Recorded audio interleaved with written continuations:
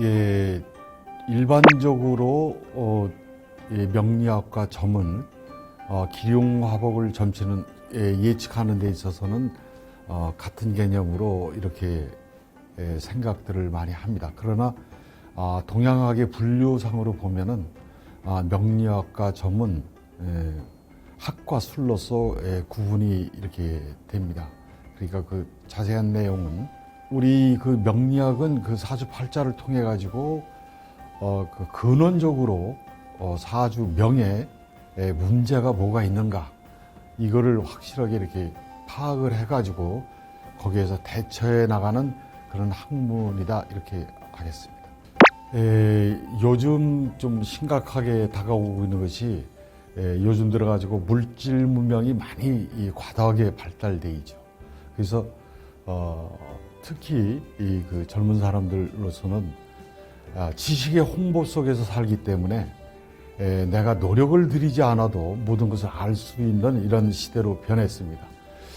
이 얘기는 다시 풀어서 얘기하면은 나에 대해서 큰 노력을 안 해도 된다는 얘기는 나의 정체성이 많이 흔들린다는 것으로도 해석할 수가 있습니다.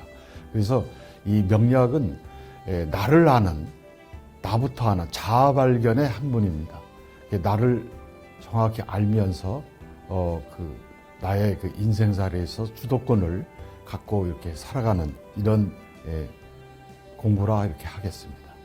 이 인간은 그 사주를 태어날 때 8글자를 갖고 태어납니다. 그래서 사주팔자다 이렇게 얘기를 하는데 이 얘기는 근본적으로 좋게 태어날 수는 없습니다.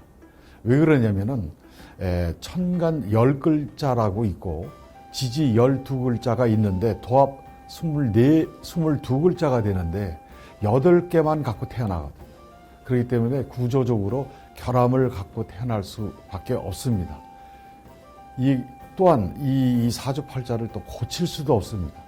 그래서 그래서 그 문제는 그러나 그 단점이 있다 하더라도 거기에는 분명히 장점도 있습니다. 그래서 아까도 말씀드린 바와 같이 사주팔자를 분석을 통해 가지고 나를 아는 것부터 출발을 해야 됩니다.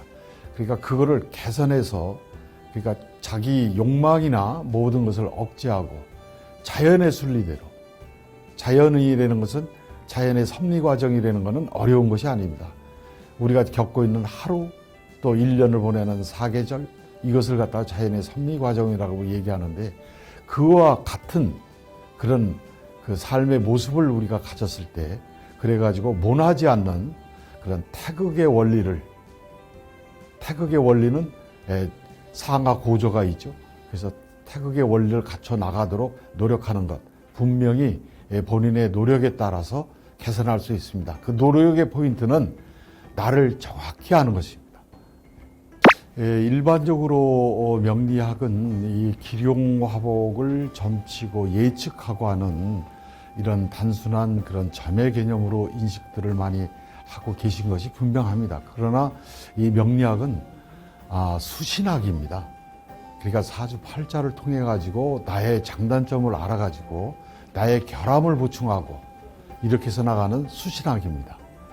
그래서 그걸 알므로 인해서 우리는 보통 이런 얘기를 합니다. 운전하는 사람은 멀미를 하지 않습니다. 왜냐하면 앞으로 가는 길을 예측하고 어떻게 해야 되는지 알고 있기 때문입니다. 그리고 그 차의 성능을 잘 알고 있기 때문에 무리를 하지 않습니다. 바로 그겁니다. 그러니까 나를 아는 것이 그 명리학이기 때문에 명리학을 여러분들이 터득을 해가지고 그래서 이 짧지 않은 인생의 그 당당한 삶의 주인공으로서 이렇게 지낼 수 있는 계기가 되었으면 하는 것이 바람입니다.